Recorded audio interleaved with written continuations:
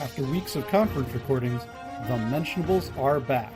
Welcome to the Mentionable Podcast, where two or more of the Mentionable team members get together to discuss things related to apologetics, theology, philosophy, and the gospel of Christ. Here we are again. We hope that you enjoy this episode of The Mentionables. Small-time voices, big-time noise.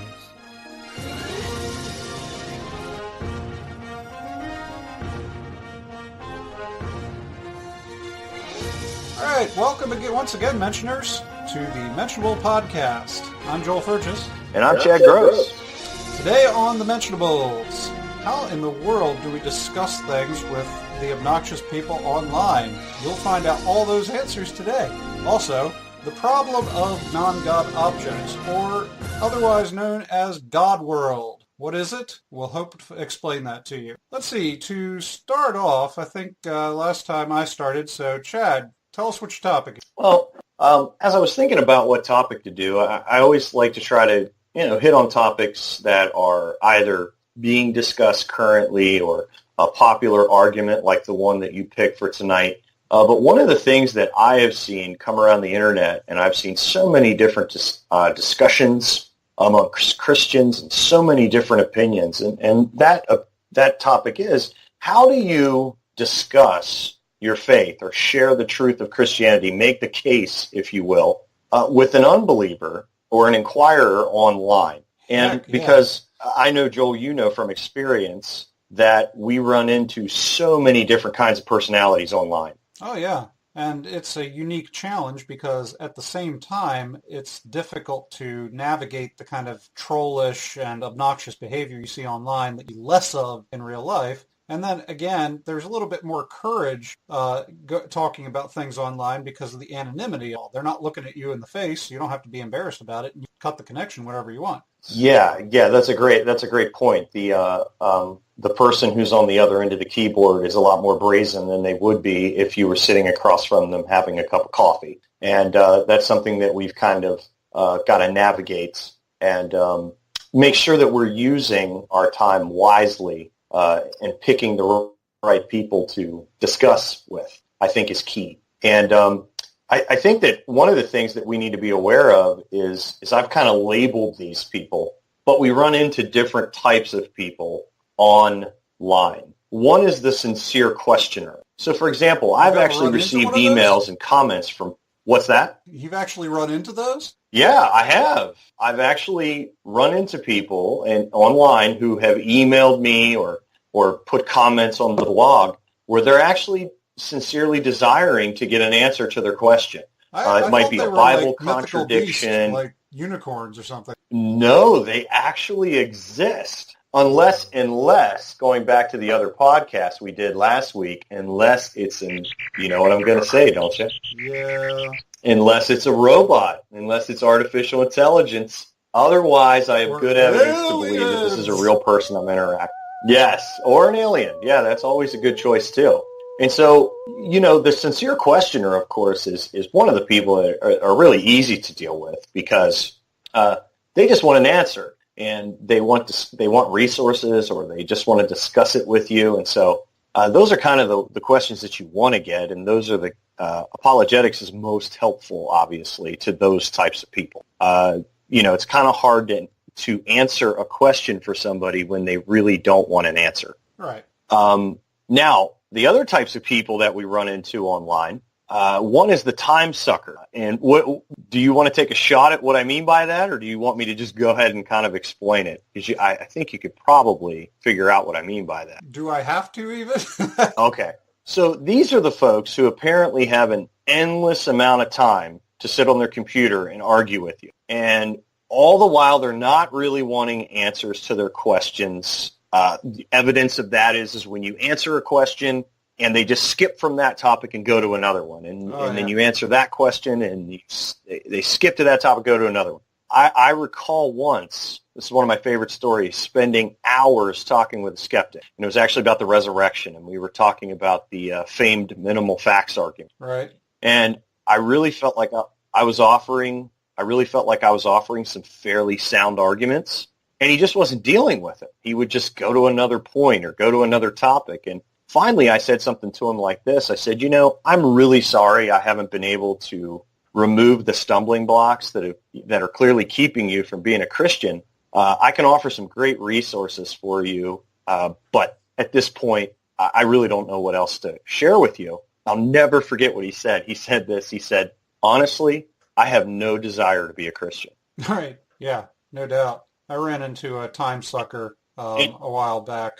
This was during a period of time I was not driving. So my mom's driving me around, and, she's from a previous generation, and it's kind of rude to have your cell phone out in the car doing stuff on that while she's driving around. But I ran into a time sucker, and I just couldn't end the conversation. She was like talking about stuff that, had nothing to do with the post I made, because I made a post on postmodernism. And I guess she jumped in there and saw that my profile said that I was an apologist. And so instead of talking about the topic of my post, she's like, yeah, you just want to condemn everybody to hell. Like, yeah, that has nothing to do with this post. I'm talking about postmodernism. And it just became this competition. Like, if I didn't respond within, 45 seconds to 3 minutes to something she posted, she'd be like, aha, you're retreating. I win, kind of thing. Yeah, it becomes a bit of an ego tug of war, doesn't it? Oh yeah, it's like it's an endurance no race. doubt. You got to stick it out to the end, and the one who gives up first loses. Yes, yeah, exactly. And I have dealt with those types of people too. And it's so funny because you've got the time sucker who I think of Frank Turek, and Frank Turek is always very big on asking the question: if Christianity were true, would you even believe it?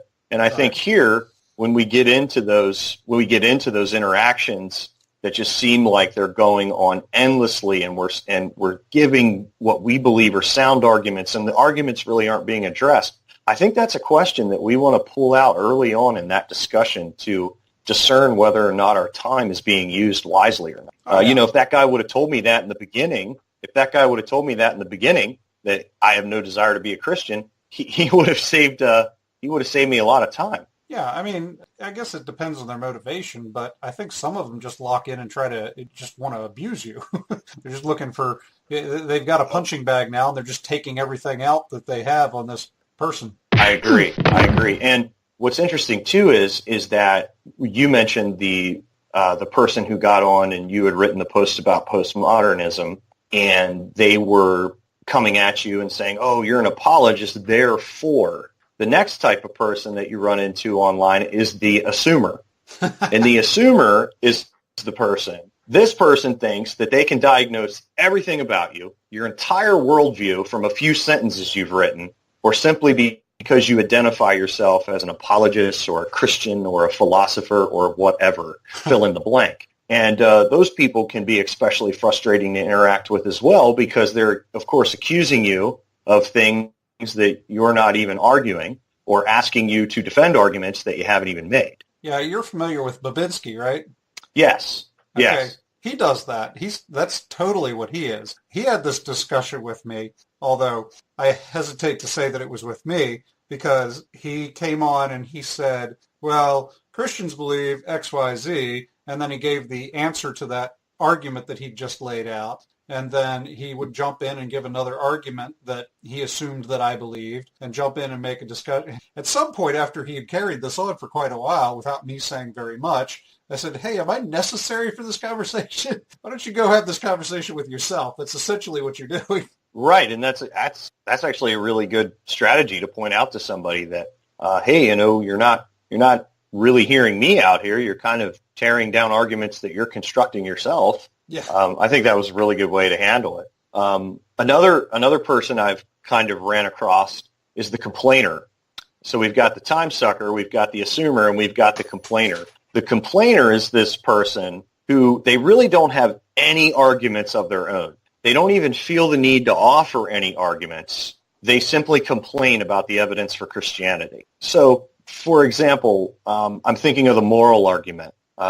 And you kind of set up the moral argument, and somebody wants to complain, well, God is not the best explanation of objective moral values and duties. And they want to complain about that as an explanation. But then when you put the burden on them and say, okay, well, you agree that there are objective moral values and duties, what would you say the best explanation are of these moral moral norms that we all seem to apprehend. And of course, they want to come back and say something to the effect of, "Well, you're the one making the argument," Right. or, "Oh, well, you're the one trying to say Christianity's true." And so they don't really have any arguments of their own. They really don't know what they hold to, but they know they don't want it to be Christianity. Yeah, I'm always reminded of a line in a song. Off the top of my head, I don't remember of the group that did this song, but the line goes that essentially, I'm paraphrasing here,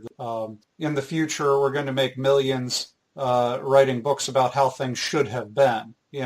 Just essentially complaining. Yeah, and that's one of the things right. that I noticed with, especially with atheists, is that they offer a lot of problems, but they don't offer any solutions. Essentially, they're there to tear down a worldview that they disagree with, but they make no positive replacement for that worldview. Essentially, they're just trying to knock down a foundation and then have the person standing on thin air the way they are, because there's no ontological structure for them to stand on. They're tearing something down without building anything in its place. Yeah, I actually think that's a very good explanation of it. I like that idea. They kind of are trying to remove what we're arguing, but yet when you want to come back and say, okay, well, for example, I think of another argument, the Kalam cosmological argument.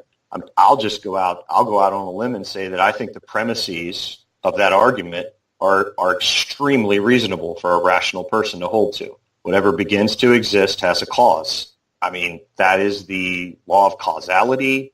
Science confirms it over and over again. We don't see things just popping into existence out of nothing. And the universe began to exist. I think philosophically and scientifically, we have good arguments for that. And so they want to come at one or, premise one or premise two. But then when you want to say, okay, well, you're saying that the universe didn't come in, you don't agree with premise two, that the universe began to exist. Well, then what is your explanation?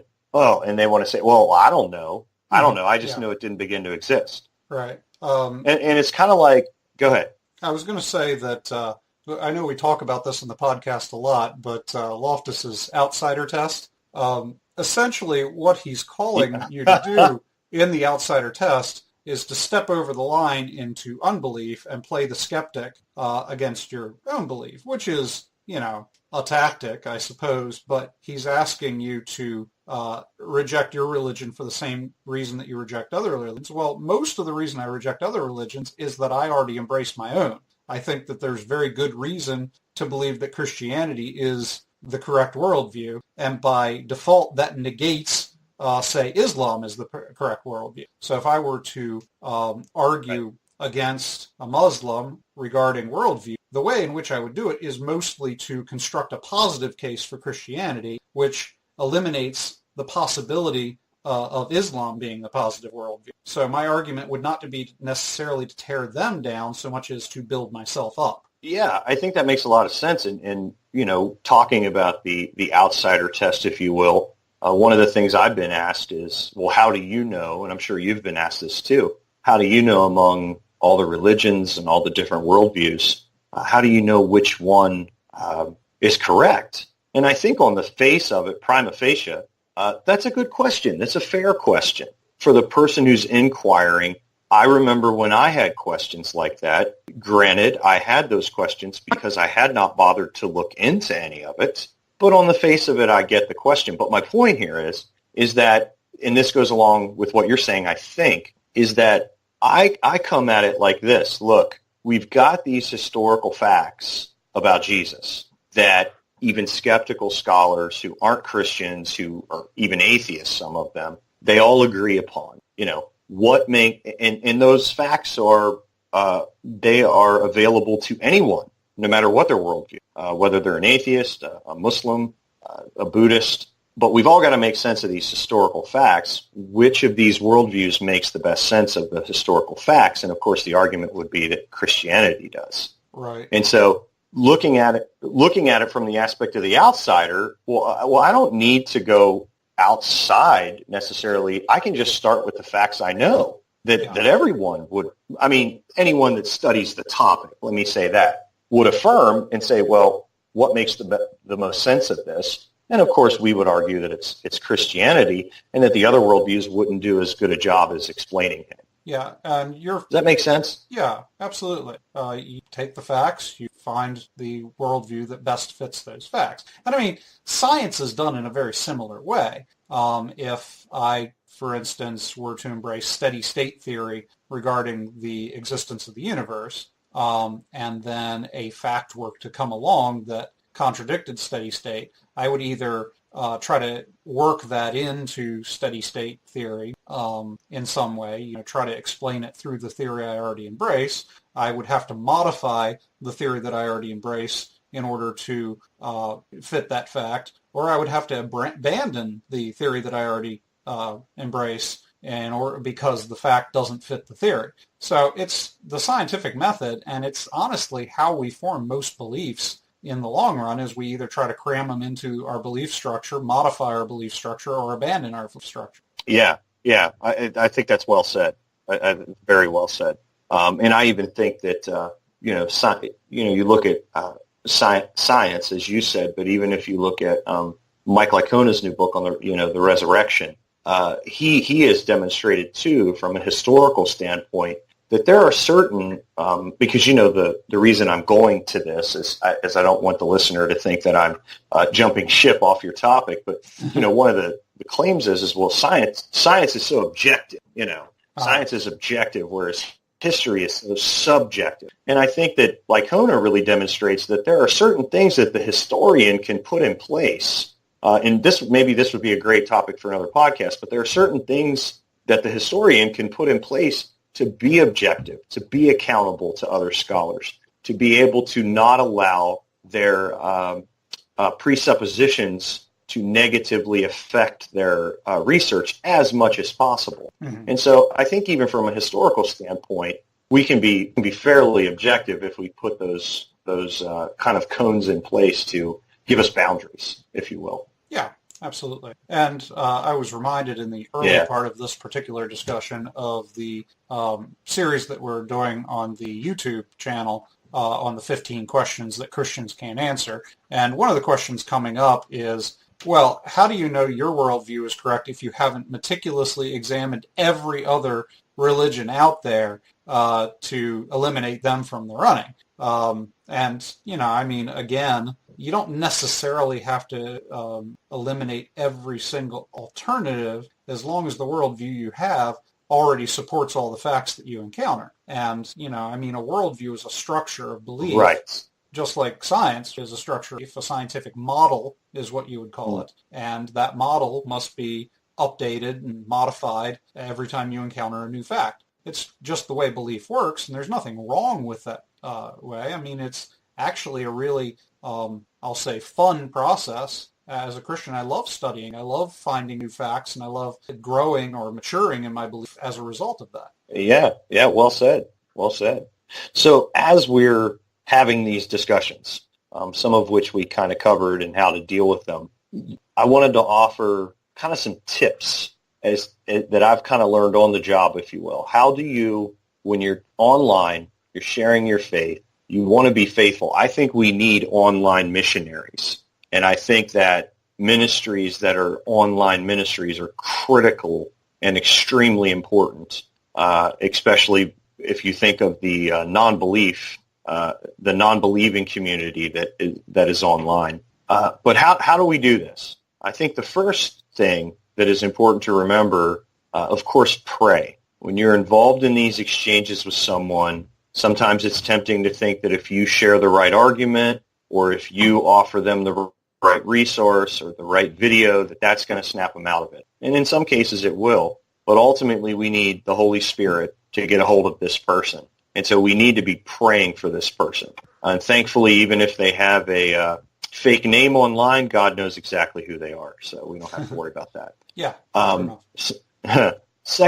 Secondly, guard your time. So in other words, contend for the faith, but not so much that it takes you away from God or your family. I freely admit, and Joel, maybe you have found yourself in a similar situation, that in the past, there have been times where people online got more of my time than Jesus himself or even my wife or kids. Yeah, I really has try that to ever been abandon your conversations experience? quickly when they're starting to suck my time up because, it got to the point where I'd be like up all night on my phone or worse, I'd be stressing all night about a conversation that was ongoing because, web conversations never really end. And, it was affecting my Exactly. sleep. And my wife suggested that perhaps I should have the fortitude to just abandon the conversation if I was stressing that much about it. And, I put my pride aside and did that. And I'm a much happier person for it. Yeah, that's so funny because it's very similar. Danielle had to do the exact same thing. She had to, interestingly, how I got started in apologetics as far as online was through the local newspaper discussion boards. And I would be down in our little living room at the time and just hours and hours and hours having discussions with these people. And this is before I had kids. And she finally came to me and said, Chad, this is consuming you. You've got to do something about this. And so you've got to make sure you guard your time. And the next tip kind of goes with that. Stay patient. Joel just mentioned that some of these discussions are ongoing. And we need to remember that one blog comment is not going to destroy Christianity. So take a few days if you need to. Think about the comment. Do your research before responding. And if you're one of those people that you feel it pressing on you, don't be afraid to get on and say, hey, you brought up a really good question. I've kind of got a busy couple of days. I'll respond as soon as I can. And then that way that person knows, okay, this person's not blowing me off, but they just don't have time right now. And so I think guarding your time and in that, staying patient. There have been comments that I've had before that have in the back of my mind, and I couldn't get to them. And it's taken me a few weeks to get back to them. And if they really want an answer, then they'll still be there wanting the answer. You were on discussion boards. That's cute. I remember those. Yes. Yeah. Remember those? Yeah. I do. Oh, and I mean, this was with people. Yeah. And I mean, I knew nothing really at the time. I mean, not that I know a lot now, but back then, I knew nothing. And I just got on there and just started sharing my faith. And of course, that led me more and more to, wow, people are really, and I don't say this in a crass, mean sense. I say this in the literal sense, but I was fascinated and amazed by how both Christians and non-Christians were so ignorant of the evidence for the existence of God and for the resurrection and for the New Testament, whatnot. And so it just gave me a desire to want to share it. And of course, those discussion boards led me to want to learn more. And so we've got guard your time, stay patient. Third, possibly, other than pray, might be the most important. Don't feed the trolls. Don't feed the trolls. This is a tip given to me by a fellow blogger, Brian Otten of Apologetics 315, that has served me so well. Now, what do I mean by troll? I mean, when I say troll, but just in case, I mean someone who is merely commenting to complain. They want to start an argument. They want to insult you. They have no desire for any type of real dialogue. They don't want answers to their questions. They just want to argue and insult. With these types of people, you need to be clear, concise, and brief, like Joel said a minute ago, and just be careful that you're not throwing your pearls before swine. It gets to the point where when you realize somebody is a troll, I always think of that quote, and I want to say it was from Chesterton, but it might be George MacDonald. But regardless, the quote is this: you do not give truth to someone who does not love the truth. And I always have remembered that when I'm in a discussion with somebody and I can just tell that they are not desiring, they don't have to agree with me. They don't have to say that they agree with the premises of my argument, but I just expect them to engage and that we can have a sincere, even if we disagree, even if we're arguing, it can be respectful and thoughtful and challenging and not resorting to name calling or sending me memes or whatnot. And so, yeah, don't feed the trolls. Do you have any wisdom you want to add to that one, Joel? Don't feed the trolls. Well, it's something you said reminded me of something that I've, as a tactic, because it occurs to me, okay, so you've got these atheists, and they're not really inquiring so much as attacking. They really want to convince you, I suppose, that their worldview is the correct worldview, that yours is not. Otherwise, why would they be arguing, right? So, Right. I come back often with that, not often, but occasionally I come back and ask them, well, let's say that I'm deeply fulfilled by my religious beliefs as a person. They make me happy, they make me a better person, and they give me fulfillment. And so they make me happy. Right. You're saying I should abandon them, which would make me unhappy. So it seems like what you're saying is that truth is the ultimate pursuit and should be put in above the pursuit of personal fulfillment and happiness. That it would be better for us to be unhappy and knowledgeable about the truth than happy and ignorant about the truth. Why is truth so important under your worldview? What makes truth the ultimate goal that we should pursue? And drop that bomb on them, and you should watch them flail around and try to explain under their worldview why the pursuit of truth is important and has some value. Wow, yeah, I love that tactic. I love that kind of putting it back on them. And it's so funny, that's such a great segue. I've got two more, and I don't want to take up too much time, but the next one is ask questions. I'm sure Joel would agree with me here. One of the most powerful tactics you can use in a conversation with someone that is actually standing in front of you or online is to ask questions, thoughtful questions, and you would be amazed at how powerful a thoughtful question can be. And even something as simple as, what do you mean by this? Or what do you mean by that? Can shift the attitude and the direction of a conversation, because I know that I've experienced this. Many times when you ask somebody, what do you mean by that, or how do you know that, they can't answer. And that's kind of, Joel, what you were just saying, right, is when you drop that kind of, well, why is truth important on your worldview? They were kind of coming at you with that, but then when it's put back on them, you kind of get a deer in the headlights look, right? Mm-hmm.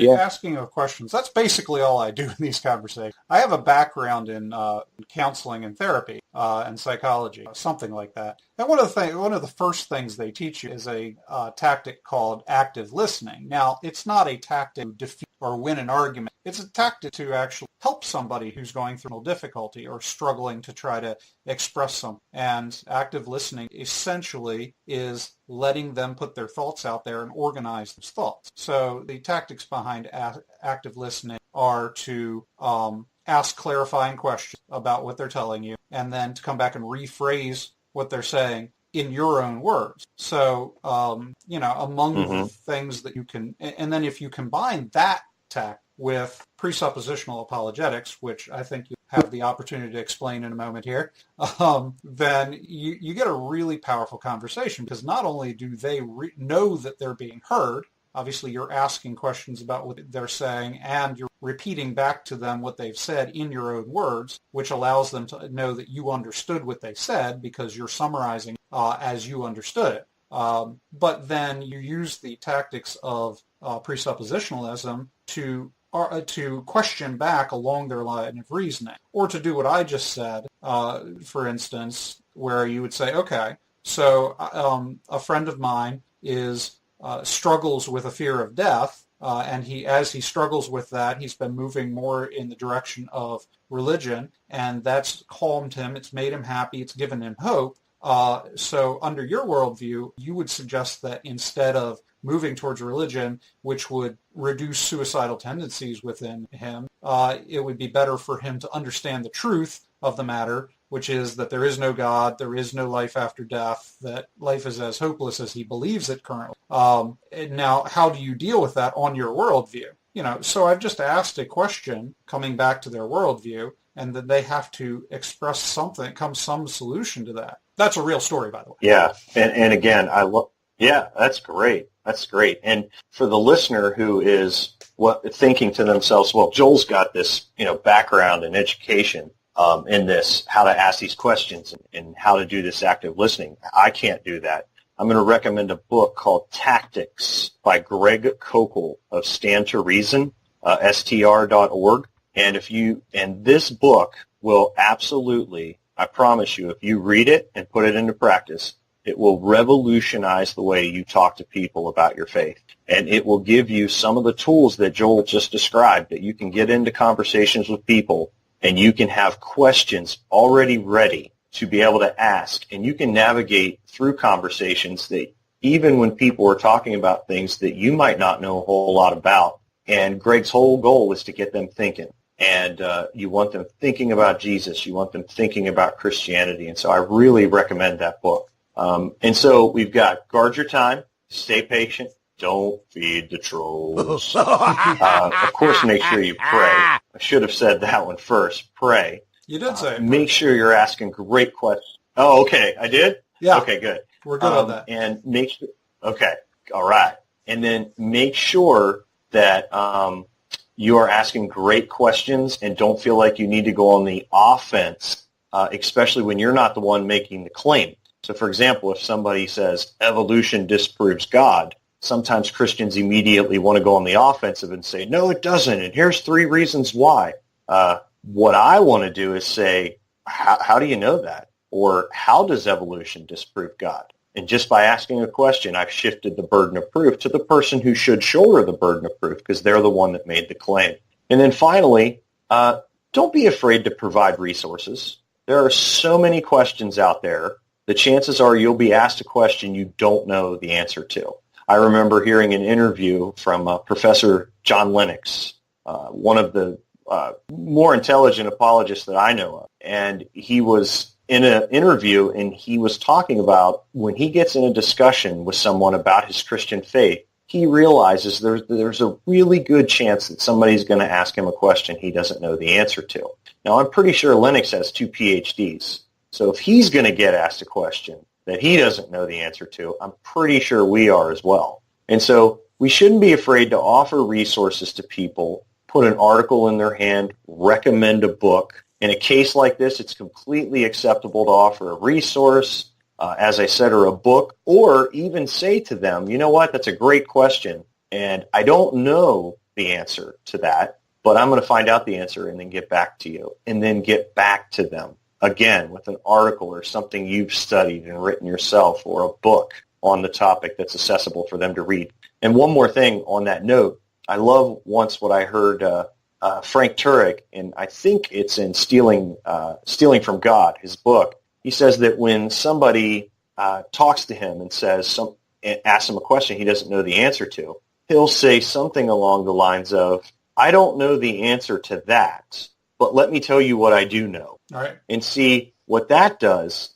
is that doesn't end the conversation then. Because if you just say, well, I don't know the answer to that, I'll find out the answer, and I'll get back to you. Well, the conversation's kind of reached a stall. But if you can say to them, hey, I don't know the answer to that, and I'm going to find out an answer and get back to you. But while I have you here, let me tell you what I do know. And so that applies online, or that applies in a real conversation with somebody. And I do want to put a disclaimer there that I'm not sure that I heard that from Frank Turek, but it was from somebody that I thought it was very good advice. And so as I sum up here, I think we need online missionaries. I think that it's important that we have online missionaries, and I think that we should communicate with other people online in such a way that we get them thinking. We're not always going to get them to the cross. Most of the time, the fruit's not even ripe. But if we can say something to get them thinking, or have a discussion with them in such a way that they want to have another discussion, because remember, the goal of having a discussion is to have another discussion. I think that following some of these tips, guarding your time, staying patient, don't feed the trolls, make sure you pray, make sure you're asking great questions, provide resources, and always remain respectful. And even when they start throwing the sarcasm and the insults, it's my policy to always advocate for civility, and I think that always helps to distill even those people that sometimes can be combative. Yeah, so, I mean, I'm reminded of what the Apostle Paul said, where, he says that if you are kind to somebody who's being unkind to you, then you heap burning coals in their head. I actually think he was quoting Proverbs there, but that's I agree. yeah, that's a little bit of wisdom in the scriptures that nobody seems to grasp, is that if you're being excessively kind to the person who's being unkind to you, and I tell my kids this all the time, I say, okay, if you go into a situation and somebody bullies you and you be nice to them, who's the good guy in that situation? There's two people, one of them is being nice, the other's being the bully. Who's the good guy? Now, if two people go into a situation and they're both unkind to one another, are there any good guys in that situation? And it's a pretty simple concept I like that my that. children understand, but it's still difficult for people to understand for some reason. Not that children aren't people. I mean adults. Yeah, you got to be really careful on an apologetics podcast, Joel. You got to make sure you're saying everything very succinctly. Yeah, well, I corrected myself. I think we're okay. Oh, I'm just kidding. So you have a really interesting argument against the existence of God. So why don't you kind of unpack that for us a little bit? So the nature of the podcast has shifted. I'm going to argue against God's existence. Didn't see that coming, did you? I have a lot of good questions. Go ahead. All right. So this is perhaps my favorite of all atheist arguments ever, because in contemplating and responding to this particular argument, it brought me so theologically. And I'll put this out there. It's uncomfortable. It is, engaging with atheists, especially considering that it's always delivered very, unkind way in the way that they characterize Christians, mock them at times. In addition to having to hear a worldview that contradicts your own, it's not very civil in the way that it contradicts often. I think of, say, Richard Dawkins' books, which are written an unkind way. Having said all that, the reward for engaging these arguments, if you do so diligently, manage to not be taken in by the sarcasm and insults, but hear the argument and then consider the argument and study the argument and study some of the responses to the argument. It's one of the things I think that the new atheists really brought to the table was a deepening of the theology of the average man, because these are arguments that your ordinary churchgoer would never have heard of or even thought about 30, 40 years ago. But it's something we're being pounded on the internet every day. And if you engage wisely, it can really help and build your worldview. Agree, Chad?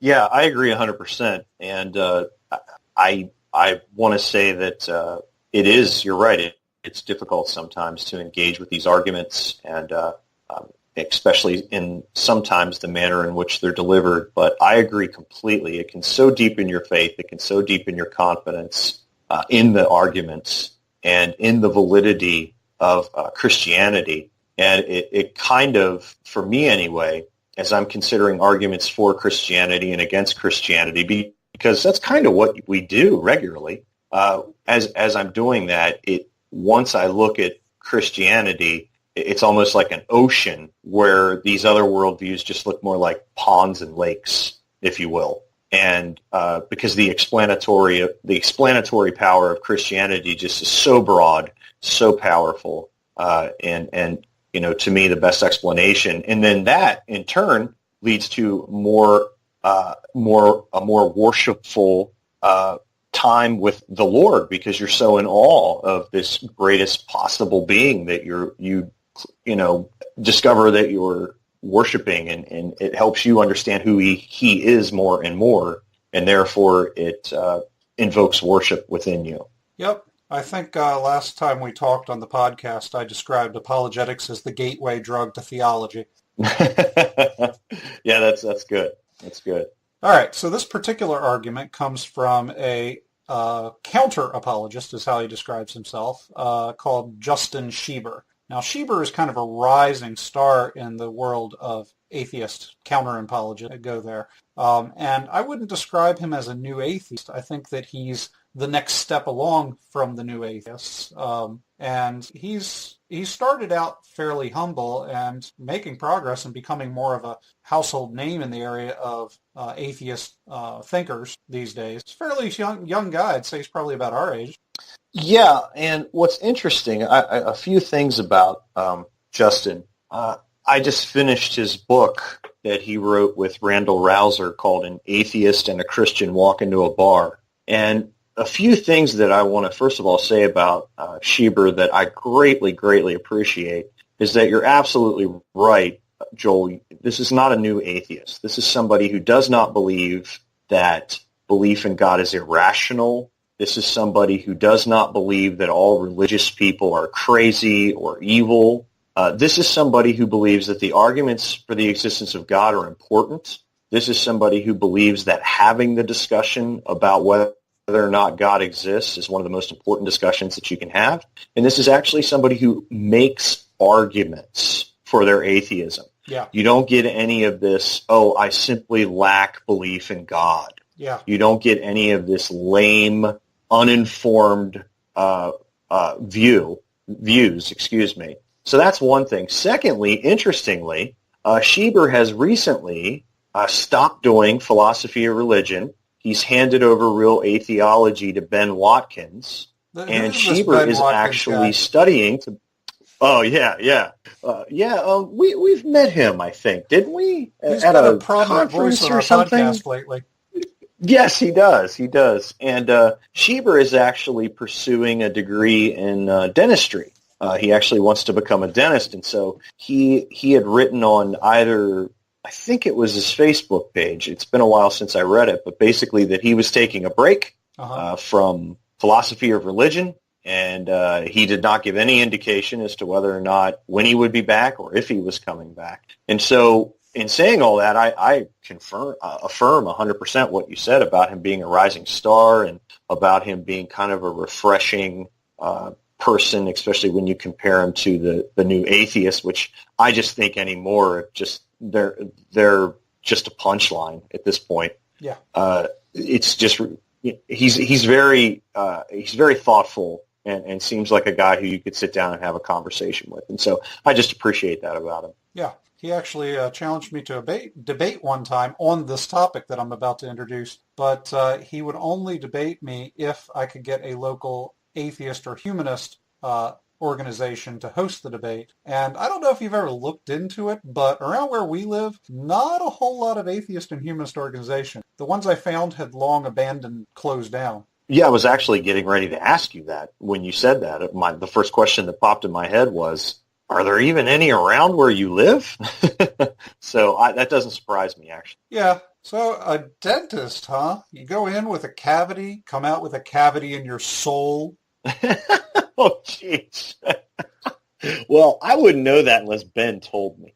And so, Ben just shared it with me because I was telling him how much, real atheology was such a bright spot among the atheists, the atheist community in my mind, and it was such a step up from, your new atheists or your Matt Dillahunties or people like that. And he actually is not a fan of those people either. Mm-hmm. Ben isn't, which was interesting. So, but anyway, I know we're not here to talk about Ben. Ben, we love you if you're listening. But yeah, tell us about this argument. The suspense is killing me. Okay, all right. So this is a Justin Schieber original. There is a similar argument that was made by one of the more classic atheist philosophers back in the day, but Schieber's is definitely a different spin on this argument. And here, he originally called the argument the problem of non-God objects, is the title you heard, and he later changed the name to God World. I originally heard him deliver this argument to a group of humanists or atheists. It was a recorded delivery of this argument, and there was something really hilarious that happened in it, which I'll tell you after I tell the argument. All right, here it goes. Okay. Don't forget, though. Okay. We can agree that God is the greatest conceivable being. In order to be that, God has to be the embodiment of all what Schieber calls great-making property. That is to say, any admirable property that you know of. For instance, love or power or wisdom or beauty. I could go on, but you get the idea. All of these admirable properties, these good things you can think of. And God has all of these aspects characteristics to the highest possible degree. He is essentially the embodiment of the. All right, so you've got God. He's the perfect being.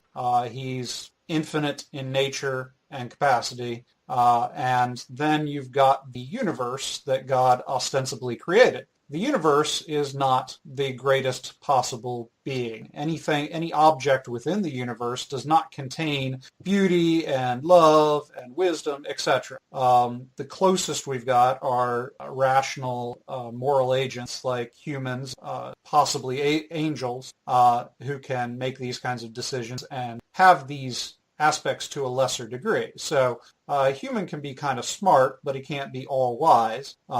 A human can love others, but he can't do so to the degree that God can, if for no other reason than he's not omnipresent. He hasn't known every possible lovable creature ever, and so his capacity for love is limited. I mean, you get the idea. There are limitations to objects within the physical universe that God does not have. So having defined all of that, you've got God and you've got the creation. They're separate. God transcends the creation. He's not in any way linked to the creation directly. He created and he sits above it in this transcendent state. All right. Now, coming back to God's great making properties, one of those properties would perfection or holiness. And one would assume that based on God's perfection, that he would want the world to be the greatest possible world. He would want a greatest possible universe. He would not want a corrupt universe that contains properties that make it less than perfect. So, with that assumption in mind, we've got this point in existence that the physical universe did not exist. At that point, God was the only thing that did exist. In a universe where there is just God, and God embodies all great-making properties to the maximum degree, you already have the perfect universe. So, at the moment that God creates anything outside of himself that is less than God, then God degrades the quality of the universe. The quality of the universe gets less once you have objects outside of God that do not contain all of those great-making properties to the maximum degree. Now, that's the argument, and Schieber would swing around and say that the existence of the physical universe is evidence against the existence of God, because we've got a universe that is imperfect, or at least less perfect than an infinite being that embodies all perfection. And such a being would not want such a universe. So the two are in contradiction. Did I miss anything there, Chad? No, I think that's a good summary of the argument. I guess I should say on the onset that I'm historically skeptical of any kind of best possible world argument. I think it's difficult anyway to, and I don't want to get ahead here, so I'm definitely going to let you take the lead on this one, but it seems to me that it's difficult in my mind, it is difficult to sustain what the best possible world would be. And so I guess I'm skeptical of any best possible world argument. Yeah. And so, but in saying that, it's speculative, yes. And so that's kind of just my first reaction to the argument. And so then how did you address the argument? Well, let me swing around first to the instance in which he originally delivered the argument. So he's delivering it to a bunch of atheists, right? And he stands up and finishes delivering that's right. argument. And the response, he stands up there, he's triumphantly delivered this argument that he came up with himself. He's the originator or inventor of this particular argument. And the audience, he gets kind of crickets from the audience, and then eventually they start criticizing him and his argument because his argument was based in philosophy and theology. Now here we've got a bunch of naturalists assume that the only way to arrive at truth is through science and sort of a materialistic evidence way of argument. And so immediately they start criticizing him and his method of argumentation because it has nothing to do with scientific method or methodology. It's philosophy. It's that dreaded evil philosophy that he's using. So he got totally shot down by his own. Well, that's fascinating. So what was Justin's reaction? I mean, did he get up and kind of make an argument for philosophy, or how did he deal with that? His response to that was that in the type of people that he engages with these arguments are not scientists. They're not going to be persuaded by sheerly scientific arguments. It's an internal critique of their belief system. So he's assuming their tactic, their method of thinking and arguing in order to show the flaws within their method of thinking and arguing. That was his response. It wasn't well accepted because they'd already prejudged him as kind of a hack. Wow, that's fascinating. I was actually sitting here as you were explaining the argument and talking about how it was original to him. I was giving him kudos for making an argument. Yeah. And here they are criticizing him because, and they're also fellow atheists, which is just mind-boggling to think that just because I guess he didn't follow the dogma, right? Yeah. They will eat their own at times. Yeah. I mean, it's on our side too, but that's fascinating to me. Wow, I'm glad you shared that. That kind of gives me an interesting background with that. And yeah, I can totally see. I actually pulled up, the argument here, and it's interesting to me that you can see kind of some of the maximally great being, a perfect being. You can definitely see some influence there, maybe from the ontological argument. Oh yeah, and so you can definitely see how it's a internal critique. So what Justin said there, it makes a lot of sense, but it's just a shame that they were too dogmatic. I'm sure that shocked him. He couldn't have been expecting that type of reply. Yeah, he marches in there all proud of his homemade argument that's unique to him, and rolling it out in front of these other minds that are in his camp, and then to totally get shot down after presenting it. Sorry, I shouldn't laugh at that. That was unkind of them, but still, it's hard not to laugh at that. Well, I don't think you're laughing at him. I think you're just laughing at the silliness of the situation. I mean, that's the way I'm taking it. Yeah, that's what I am laughing. Yeah. So yeah, I wouldn't want a listener to think that you're laughing at him. I mean, that's just bizarre to me that they would go that route. No, I mean, it but makes anywho, sense, let's get back. Yeah. All right. It does. It does. But at the same time, like you said, I mean, he's kind of he was at the time anyway. I mean, a rising star, and you would think that they would kind of be excited to hear him, and it wouldn't go that route. At least I would. But anyway, go ahead. Yeah. Continue, sir. And then I've heard him utilize this argument in debates in the future. So clearly he's proud of having made this argument and come up with it. And again, like I said, it's my favorite atheist argument. So props to Justin. We've spent a lot of time praising atheists on this show.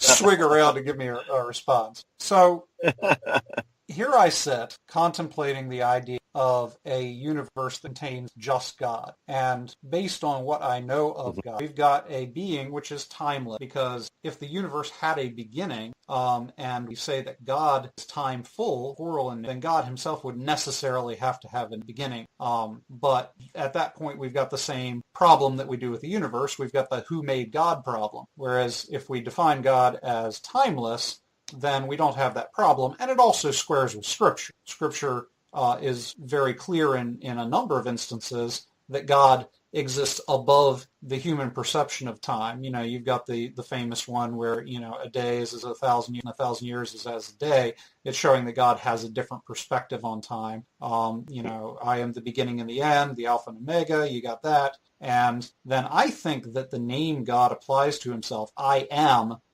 is a big informer of this idea of God being a being and constant, in a state of constant being. And Jesus put it well when he said, before Abraham was, I am. He uses the past tense for Abraham and he uses the present tense for himself, which, that's one of the clearest statements that I can think of right there. All right, so we've established the timelessness of God, whereas the universe is time full. It's temporal in nature. Now, that becomes a problem to me if you think of this idea of God sitting around before creating, I don't know, maybe chit-chatting with the Trinity, engaging with one another in the concept of God as a singular yet triune being. I don't know, deciding whether or not he wants to make the universe, whatever God would do sitting around before creation. Now, I understand that idea because we say that God is infinite, and to a lot of people, infinite means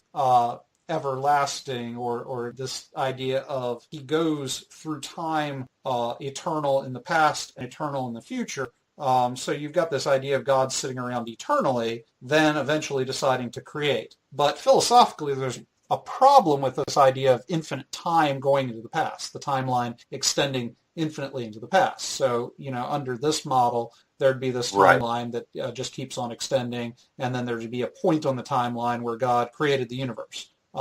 So if we consider that time is an aspect of physical reality, you've got this idea of space-time. Space and time form the fabric of the universe, and God being timeless or eternal, then it's not a problem, but it also means that God wasn't sitting around before creation. Time began at the creation. So if you've now got a timeless, he doesn't exist within the concept of time as we know it, and you've got a spaceless being, God doesn't occupy space. There isn't any point at which the body of God displaces space. God is spirit, as Scripture, so he doesn't exist at any point in space, and he's not physical in nature. All right, so timeless, spaceless. Throw in the third thing. Under God world, he never creates a universe in time or space, which makes him inactive or static. So you've got a timeless, a spaceless being, and a static being that does nothing. At that point, I'll quote from or I'll paraphrase the invisible gardener argument. What's the difference between a being that doesn't exist in time, doesn't exist in space, and doesn't do anything, remains static, and nothing at all? What's the difference there? Not a lot. In order to God acting, God doing something is a way of actualizing. Now, when I say the word actual, I'm referring to sort of a existential or philosophical concept wherein a person, the word person broadly, brings themselves into some sense of existential fulfillment, that they give their existence purpose by doing something, by acting. So a concept perhaps of the idea of actualization, self-actualization, would be the idea of, say, a bucket list. Here you've got a list of things you want to accomplish before you die. Why do you want to, scale Mount Everest? What's the point or the purpose of doing? Well, the point and the purpose is to fulfill or find some kind of fulfillment as a human being, to do something as opposed to sitting around and doing nothing.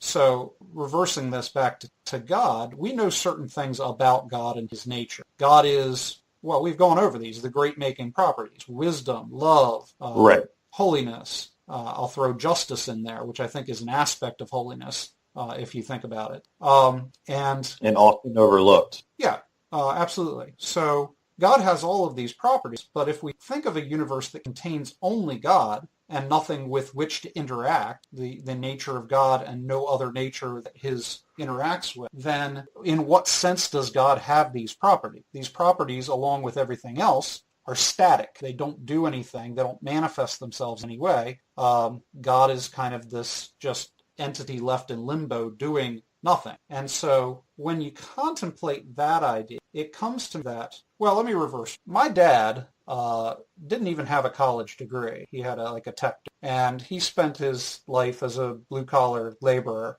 But having said that, he was very well read and a very deep thinker. I think he must have read through everything Francis Schaeffer wrote, and after he died, I inherited his library. There's about a half-ton of theology books on his shelves, most of which are outlined, so I know he read them. So a lot of the theology that I've absorbed over the years came from my dad. And among by far the most nagging question that Dad had, we discussed quite a bit, was why does anything exist at all? Why did God choose to create? And honestly, his question was essentially the God world argument. You've got God. What need does he have that would cause him to create? And by the way, this is the old version of the God world argument, that in the very act of creation, it's essentially God needing something outside of himself. So by creating, essentially God is showing that he's less than perfect without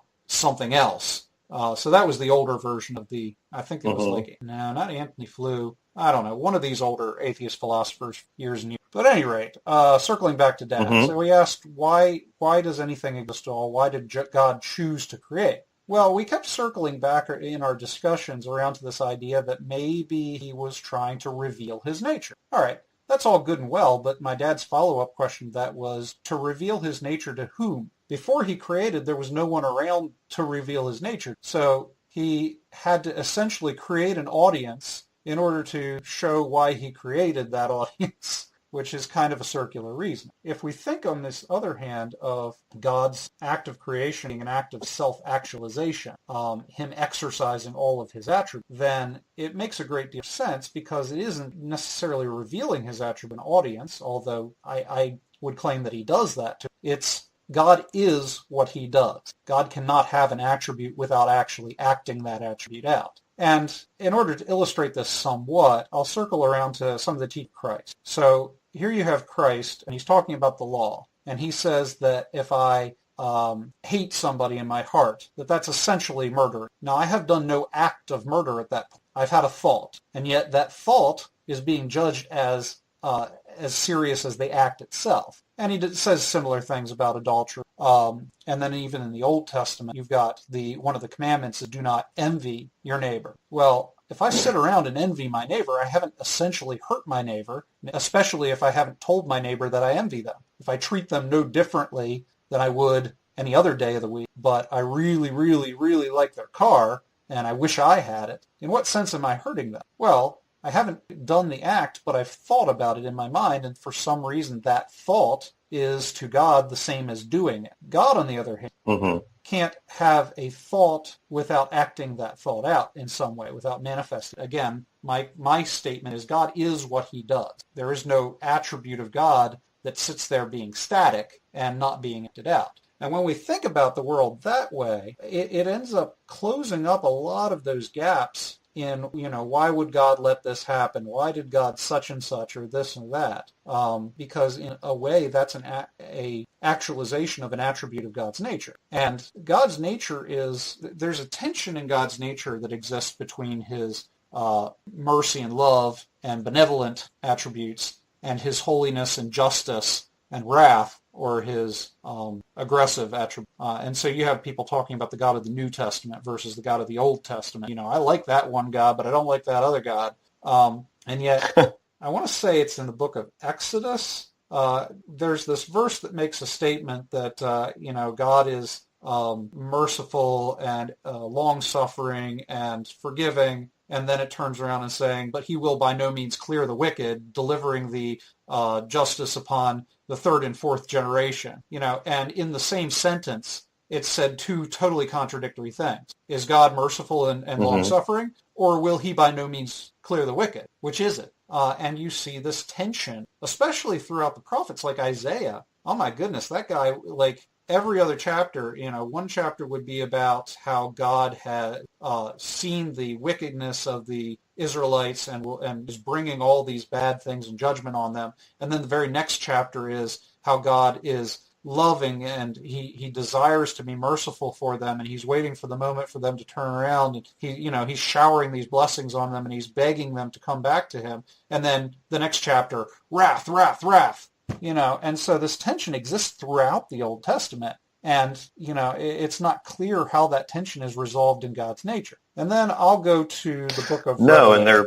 Yeah, go ahead. No, I was just going to say, and no, I absolutely understand what you're saying. And I think it's important to point out, too, that there are people even now writing books on the topic of that tension, especially in the Old Testament that we see. And there are various views on it. So, yeah, I think it's definitely a reality.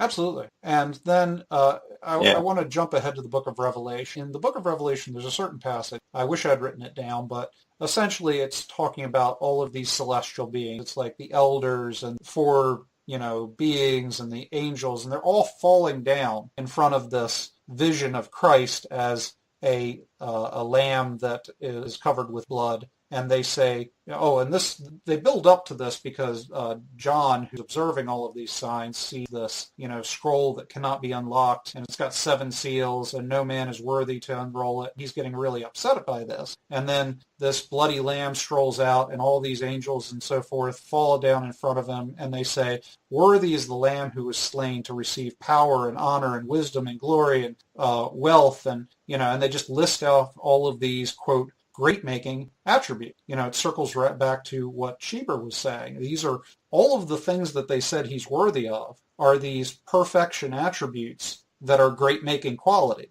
And why was he worthy of them? Right.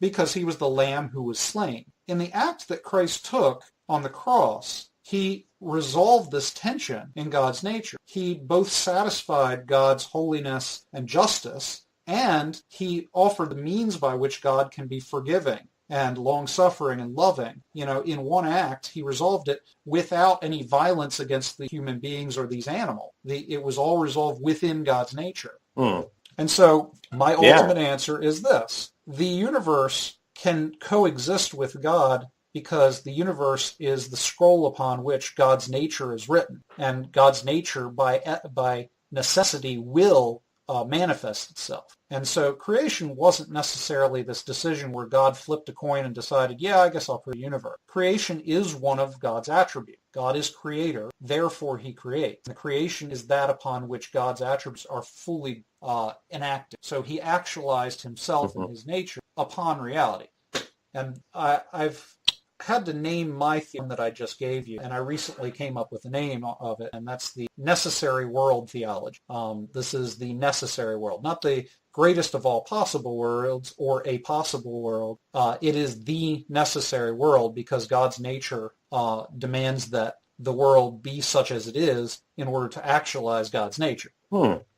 Yeah, that's really something to think about. I was something along the lines of what you're saying, I think when we look at this argument, that I've always taken creation as something that was freely undertaken by God as simply an expression of his goodness. So in other words, it wasn't something that he had to do. It was something that was an expression of his goodness. Now, is that consistent with what you're saying? Yeah, absolutely. I mean, an expression of his goodness. That's one of God's attributes. And so God's goodness is actualized in the act of creation. But I would take it further and say that every single attribute God has is also actualized in the act of creation. Now, you said that Justin had challenged you to a debate. Did he offer any kind of response to your rejoinder, or? No, I had written, again, this is back when I was writing for the Examiner, I had written responses to his argument. I say responses because I wrote a response, and then after, I suppose it must have been a year or so later, after giving it much contemplation, I followed it up with a second response. And so by this point, he friended me on Facebook, contacted me, and said that he'd love to debate about that. And I guess he was willing to travel out to my location to hold the debate as long as it was hosted by some kind of accusation. Nothing ever came out of that, and I don't think I've ever talked to him since, but I would have loved to do that. I would have loved to have this. Yeah, and he's doing dentistry now, so unless you want to debate like how to deal with a cavity, I don't know that you could get that going now. Yeah, well, just another reason not to go to the dentist. That's right. Yeah, because I think what you're saying is very, very interesting. And again, I think that it's consistent with what I've looked at. The creation being, as I said, an expression of God's goodness. It was never something he had to do. He did it for the benefit of created beings.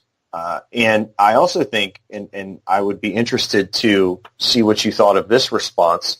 I think there's an argument that could be made that I argue that God actualized a world in which the most people would come to know him, through their free choices, all right? So in knowing that, if this world ultimately leads to free creatures who would come to know him, and they would come to know him and spend eternity with him, could it not be argued that this is the best possible world to achieve God's purposes? So in Scripture, there's one line that says that God is not willing that any should perish. And, again, if you return to the Old Testament prophets, there's this sort of aspect of God shown through the prophets where, he is pleading with the nation of Israel to turn back to him and accept all of these good things he's offered them. In the law, in the Pentateuch of Moses, he goes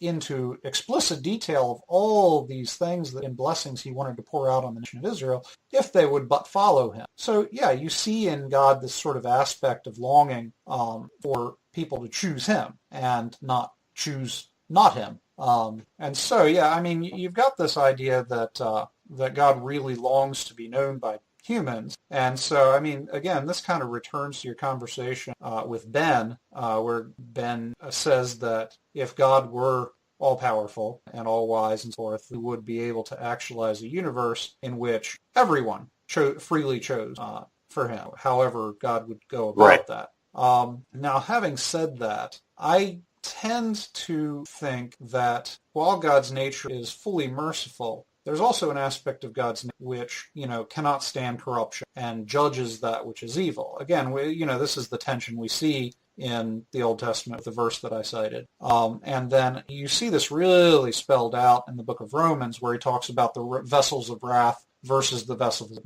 mercy. And, that is the go-to verse for your Calvinists or Reformed theologians. Right. And I'm not necessarily in agreement with Reformed theology. I haven't put in the work to, definitively dismiss it, but I don't like giving up the idea of free will because it seemed important in this idea of actualizing God's nature.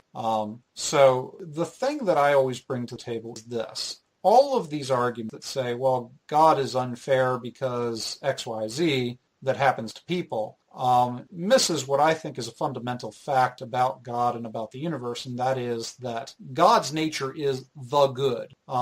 It is that towards which the entire universe strives and flows. If I think about my Aristotle, his prime mover argument, he talks about God being like a bowl of milk that attracts the cat. So that's the nature of the prime mover, because the prime mover is not moved in the act of moving. He is the unmoved mover that instead of being the pusher on the one side of the universe, he's really the puller. He pulls, everything is drawn to God's nature. And so having said that, all of this talk about, well, this is being unfair because I don't get what I want. This human-centric theology that says that, unless God treats us in a certain way fairly so that all of us get what we have the right to get. Again, this is the idea that we have certain rights under God, that, there's something unfair about God. But if we look at God's nature as the thing towards which the entire universe flows, it doesn't necessarily mean that there's anything wrong with a human being not receiving the comfort or benefits that they think they ought to. And so having said all of that, again, this is kind of a tension that's hard to resolve, because on the one hand, you've got this idea of God desiring that all come to, but on the other hand, you've got God actualizing his nature, and you've got the vessels of wrath and the vessels of mercy in Romans, showing that God has this wrathful and this mercy. And so every human being which falls away and is judged by God actualizes God's justice. It shows that there is this aspect of God. So the way in which every human being interacts with God in their choices and actions and God's responses to those choices is from his nature. Again, God acts out his nature. It shows every aspect of God's nature, every human being, and how they have related to God and what that has ultimately resolved in. Let's see. The way in which I sometimes think of it is this.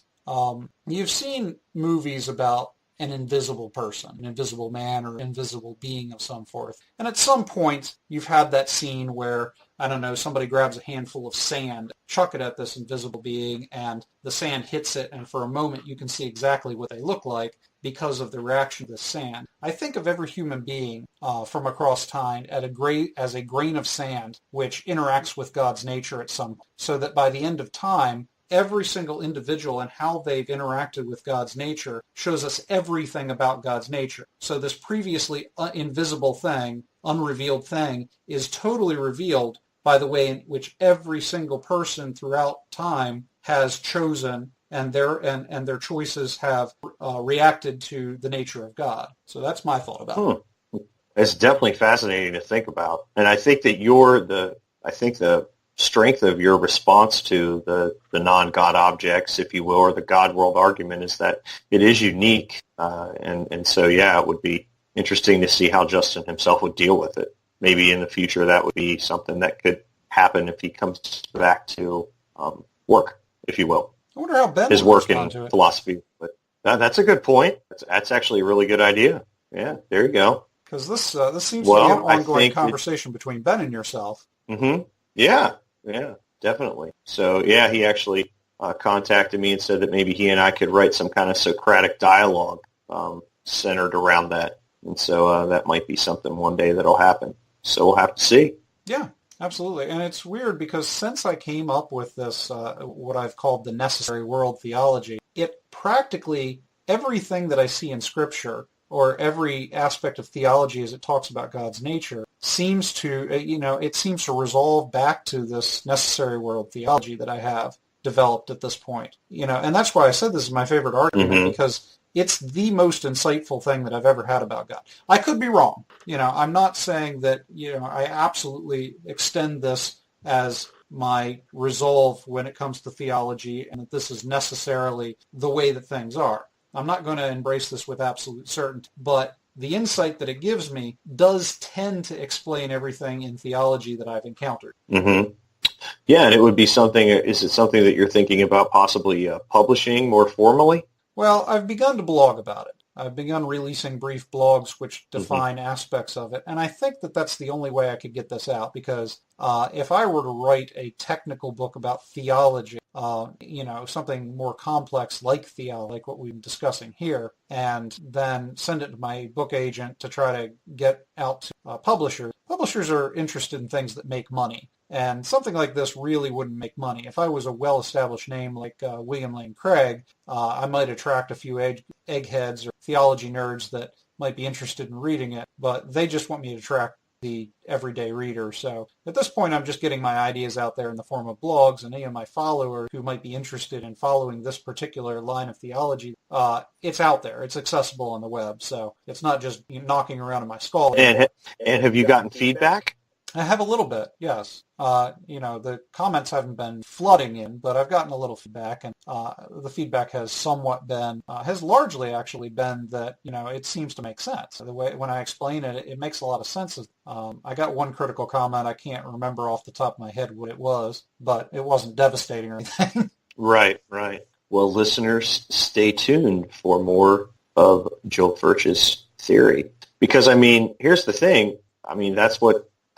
there are people who develop those types of, I don't know if you want to call them frameworks or theologies, if you will, and they really can have some explanatory power. So I'd encourage you to, continue on with it. Yep, I intend to. Well, that wraps up my session, right. I suppose. Any further thoughts for this episode? I don't think so. Just make sure, don't forget, don't be trolls. Yes. All right, well, yes. Let me just hit all the... going away points. We finally don't have a conference to announce in the podcast, so you don't have to worry about me harping on that forever. Follow our Facebook page. Follow the Mentionables Facebook page. Every single thing the Mentionables do is posted to that page. So if you want to follow the Mentionables, that's the best way. Our Twitter feed's also a good way to do it. The Twitter feed is @Mentionables1. Our website is thementionables.org. I emphasize the in mentionables.org because there is a mentionables.org. Really, it's the kind of website you don't want on your browser. Let me just put it that way. So make sure you put the mentionables. I've run across that, unfortunately. Yep. All right, so do that. And we put together a book titled The Mentionables Project. It's available as ebook through Kindle. And I have hard copy that are self-published to the largest degree that you possibly could be self-published, but they're available if you want to purchase them on our website, The Mentionables. We'll ship them. And then on thementionables.org, we've got a donation button now, which we have not before. The largest reason we have that is that we're in the process of trying to do other conference. If you've been following the podcast, then you'll know that the conference is a very deep and insightful thing, and getting all of these minds in the same room was an accomplishment that led to really good results, and we'd love to keep doing this. So any money you send in will be fund future conference. All right, that's it for me, Chad. All right, yep, signing off. Okay, bye everybody, and keep on mentioning.